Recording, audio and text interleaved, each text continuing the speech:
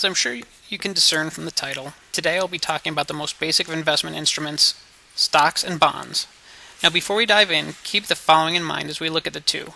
Bonds are debt, whereas stocks are equity.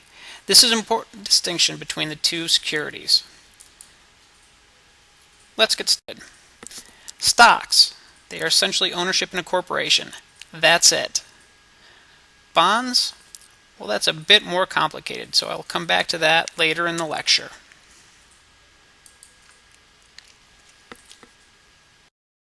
As I was saying, when you buy a stock, you're buying ownership in a corporation. Now there are two types of stock. The first and most common is, well, common stock. Common shares represent not only ownership in a company, but also a claim on a portion of profits called a dividend. Investors also get one vote per share to elect board members who oversee the major decisions made by management. Over the long term, common stock, by means of capital growth, yields higher returns than almost every other investment. This higher return comes at a cost since common stock entailed the most risk. If a company goes bankrupt and liquidates, the common shareholders will not receive money until the creditors, bondholders, and preferred stockholders are paid. And speaking of preferred stockholders, preferred stock is the second type of stock investment instrument. Preferred stock represents some degree of ownership in a company, but usually doesn't come with the same voting rights. With preferred shares, investors are usually guaranteed a fixed dividend forever. This is different than common stock, which has variable dividends that are never guaranteed. Another advantage is that in the event of liquidation, preferred shareholders are paid off before the common shareholder. Preferred stock may also be callable, meaning that the company has the option to purchase the shares from shareholders at any time, for any reason, but usually for a premium. Some people consider preferred stock to be more like debt than equity. A good way to think of these kinds of shares is to see them as being between bonds and common shares. Issuing bonds is essentially just asking for money. Issuers of bonds, like corporations and governments, need money just as people do. A company needs funds to expand into new markets, while governments need money for everything from infrastructure to social programs. The problem large organizations run into is that they typically need far more money than the average bank can provide. The solution is to raise money by issuing bonds to a public market.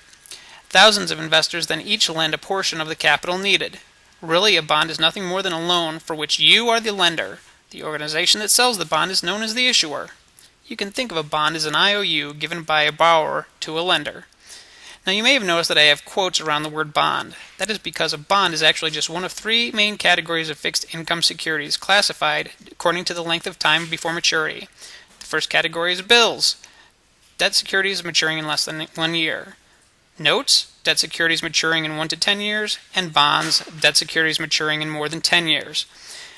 But that is just scratching the surface when it comes to bonds, which is a term that we will continue to use in place of fixed income security. Now, understanding the price fluctuation of bonds is probably the most confusing part of this lesson. In fact, many investors are surprised to learn that a bond's price changes on a daily basis, just like any other publicly traded security. Up to this point, for simplicity's sake, I've presented the concept of bonds as in every investor holds them to maturity. And it's true that if you do this, you're guaranteed to get your principal back. However, a bond does not have to be held to maturity. At any time, a bond can be sold in the open market, where the price can fluctuate, sometimes dramatically. Now let me introduce the concept of yield. Yield is a figure that shows the return you get on a bond. The simplest version of yield is calculated using the following formula. Yield equals coupon amount divided by price. When you buy a bond at par or face value, yield is equal to the interest rate. When the price changes, so does its yield. Let's demonstrate this with an example.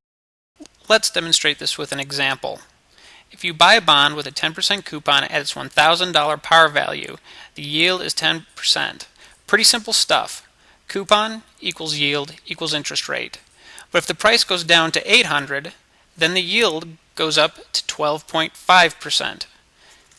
This happens because you are getting the same guaranteed $100 on an asset that is worth $800. Conversely, if the bond goes up to $1,200, the yield shrinks to 8.33%. Just remember, coupon equals yield equals interest rate. Of course, these matters are always more complicated in real life. When bond investors refer to yield, they are usually referring to yield to maturity, YTM. YTM is a more advanced yield calculation that shows the total return you'll receive if you hold your bond to maturity. It equals all interest payments reinvested at the same rate as the current yield, plus any loss or gain from purchasing at a discount or a premium. Knowing how to calculate YTM isn't really important right now. In fact, the calculation is rather sophisticated and beyond the scope of this lesson. The key point here is that YTM is more accurate and enables you to compare bonds with different maturities and coupons.